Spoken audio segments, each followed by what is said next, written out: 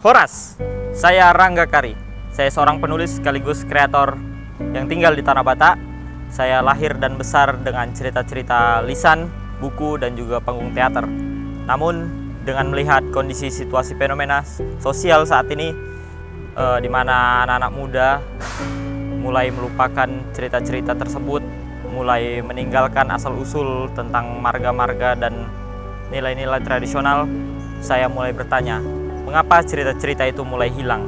Kenapa banyak dari kita, terutama generasi muda, mulai lupa dan hanya mengetahui tentang marga, namun tidak tahu tentang siapa yang melahirkan tatanan tersebut. Tapi saya sadar, pengalaman tersebut tidaklah cukup jika tidak dibawa ke taraf yang lebih besar.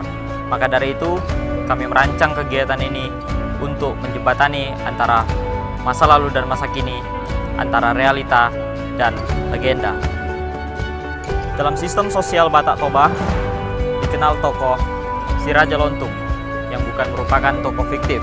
Ia merupakan anak kedua dari Si Raja Batak yang mewariskan yang disebut sebagai leluhur dari 7 marga besar: Sinaga, Siregar, Situmorang, Simatupang, Nainggolan, Aritonang, dan Pandiangan. Tapi lebih dari sekedar bapak marga, Raja Lontung adalah arsitek nilai. Dari warisannya lahir Dalihan Natolu, filosofi sosial Batak yang menempatkan keseimbangan antara hula-hula, dongan tubuh, dan boru. Bagi saya, mengenal Si Raja Lontung bukan hanya sejarah sosial. Ini tentang memahami cara kita hidup, menyapa, dan bersikap sebagai orang yang tinggal di Tanah Batak. Namun, saat ini masyarakat banyak melupakan nilai-nilai luhur yang diwariskan oleh Si Raja Lontung. Banyak dari generasi muda Batak yang hanya mengetahui Si Raja Lontung berdasarkan silsilah, namun tidak benar-benar mengetahui akan nilai dan juga budaya yang diwariskannya.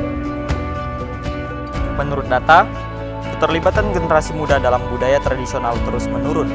Hanya 0,49% penduduk Indonesia yang masih aktif dalam kesenian tradisional, dan kunjungan ke situs budaya mulai menurun drastis. Penggunaan bahasa daerah pun semakin ditinggalkan. Hanya sekitar 61% generasi muda yang masih menggunakan bahasa daerah di rumah, termasuk di Sumatera Utara. Padahal bahasa adalah pintu utama untuk merawat ingatan kolektif. Kondisi ini menunjukkan bahwa kita tidak hanya kehilangan pengetahuan, tetapi terputusnya dengan akar kebudayaan. Inilah mengapa kita butuh revitalisasi, bukan sekedar seremonial, bukan pengulangan klise tentang pelestarian budaya. Revitalisasi di sini berarti menghidupkan kembali pemahaman, rasa memiliki, dan kebanggaan terhadap warisan yang pernah membuat masyarakat Batak hidup selaras. Kami ingin membawa narasi Si Raja Lontung kembali ke ruang-ruang diskusi, ke ruang seni, ke layar film, dan yang paling penting, ke hati generasi muda. Bayangkan jika seluruh marga Batak dapat mengenalkan cerita asal-usulnya dari destinasi budaya, film, dan pertunjukan. Tidak hanya memperkuat identitas, tapi juga membuka potensi bagi pariwisata berkelanjutan. Kami percaya cerita yang hanya diceritakan secara lisan akan mudah terlupakan. Namun jika didokumentasikan dalam bentuk film, maka akan menjadi pengingat lintas generasi.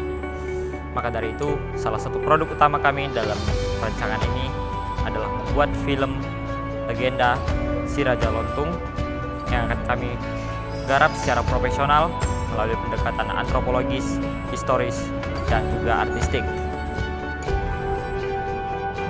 Film ini bukan sekedar tontonan, tapi akan menjadi arsip budaya, media edukasi, dan juga sarana promosi kearifan lokal Batak.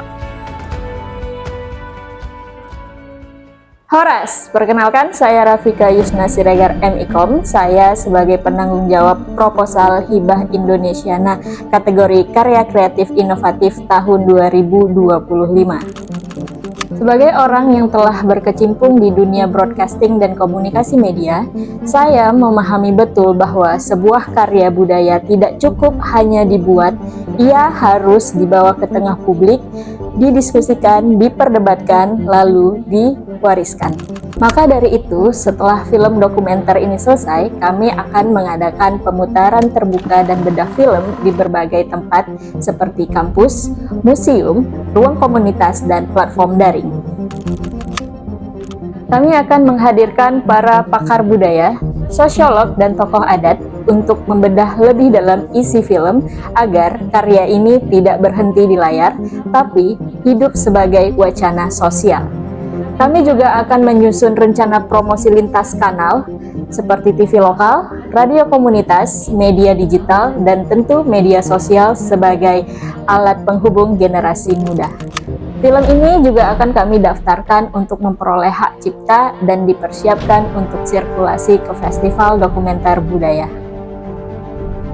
Harapan saya sebagai bagian dari tim adalah agar program ini tidak hanya berdampak dalam jangka pendek, tapi mampu menjadi cikal bakal gerakan budaya lintas generasi yang akan terus bertumbuh. Salam budaya Horas!